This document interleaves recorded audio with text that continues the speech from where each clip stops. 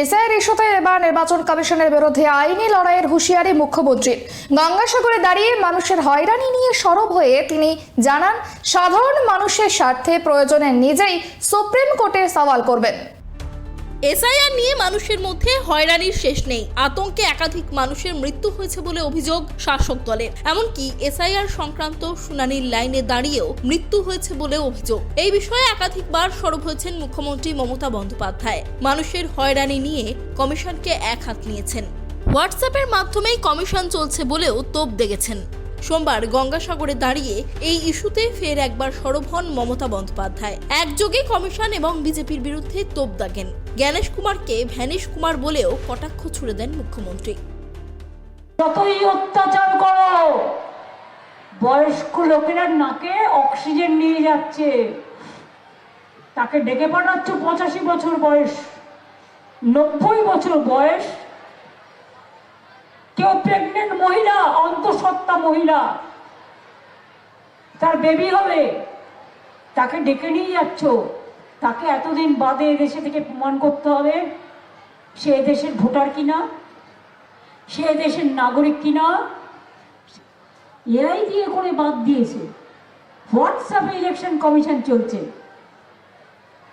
হোয়াটসঅ্যাপটা কিনে নিয়েছে কিনা কে জানে, ডিরেকশন দেওয়ার ক্ষমতা নেই। হোয়াটসঅ্যাপে চলছে ইলেকশন কমিশন।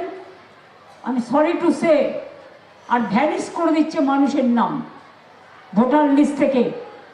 আমি বলি, মানুষের অধিকার ভ্যানিশ হলে আপনারাও কিন্তু ভ্যানিশ হয়ে যাবেন। মনে রেখো, বাংলায় রয়্যাল বেঙ্গল টাইগার আছে।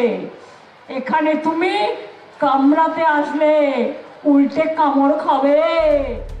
শুধু তাই নয়, কমিশনের কার্যপদ্ধতি নিয়েও প্রশ্ন তুলেছেন।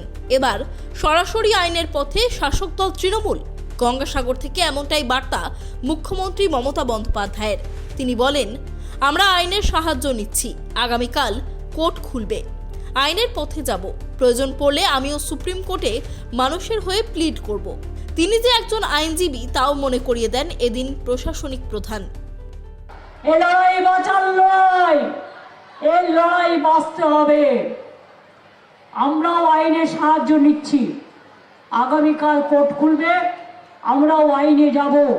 এত মানুষের মৃত্যু, এত মানুষকে যেভাবে হ্যারাস করেছে তার বিরুদ্ধে, এবং প্রয়োজন পড়লে আমি নিজেও পারমিশন চাইব।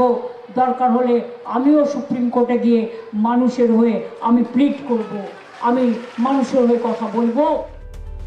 মুখ্যমন্ত্রী এদিন সাফ জানিয়ে দেন, রাজ্যে এসআইআর প্রক্রিয়ার নামে ভোটারদের এই হেনস্থা কোনোভাবেই মেনে নেওয়া হবে না।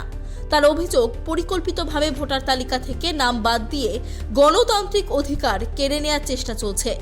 আগামীকাল আদালত খুললেই আইনি পথে হাঁটার হুঁশিয়ারি দেন মমতা বন্দ্যোপাধ্যায়। ক্যামেরায় বরুণ ভান্ডারীর সঙ্গে দেবযানী সরকারের রিপোর্ট, কেটিভি বাংলা।